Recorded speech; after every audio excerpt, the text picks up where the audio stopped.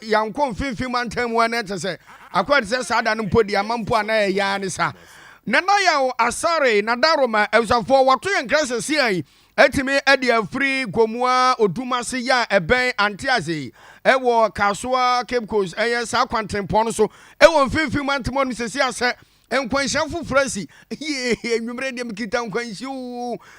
nkwanshu na wene asiri de nyankopon adom abra na woto sankra no ede abepiem wo yakache de na enya de okra bia nso no yatimi ahwere no wedi omusi nipa na kwantufo be se duonu baako 21 passengers ne sa 1 2 3 sa wodu 10 amenyai etuemu sa 21 duonu baako ya yese ka bia ne registration number na eye Benz eye Sprinter so hu boss no ne registration number no eye GW 9678-12 yebo anu etie ne ye beberetimi de ya de ma ne ye ya sa ka ne free adwuma ko ya APM ewon kran one ka ba ko no so ne registration number no eye VW o me say eye Jetta GT ne registration number no eye 866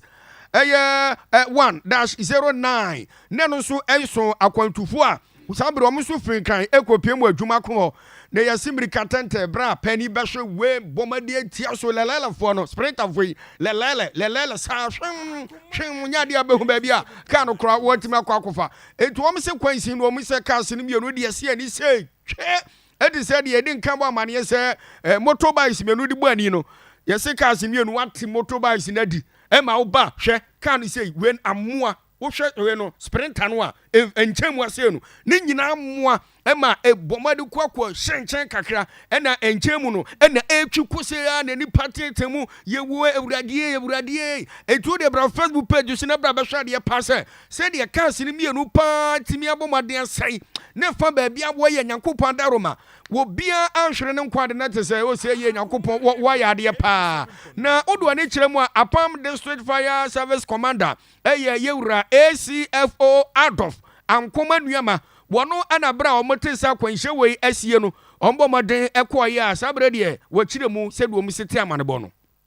asatra yen friend na enipa 21 na prepare serious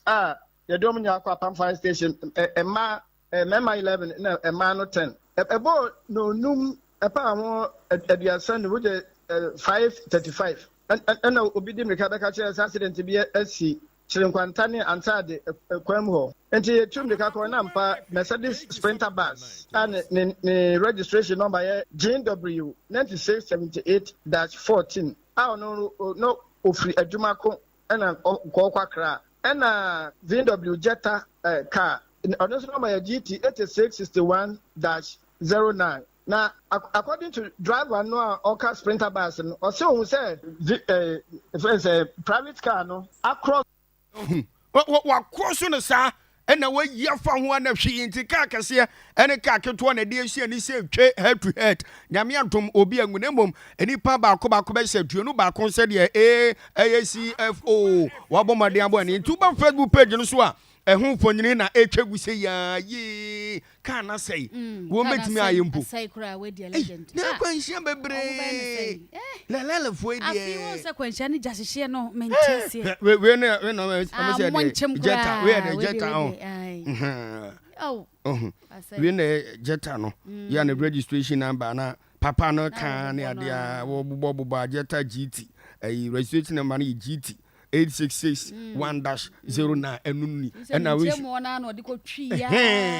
tun onsa hwe private car no aka koto na sa VW Jetta no a onsa so o position huni se pa utim se na na abesa da ni ho nyina tu se hu driver side ho but ye nyame ase yesu obi angu nyame ne da na se nyame ne da na se ene na ye begire mo e wasakandi takurade kropo no mo na Ghana Water Company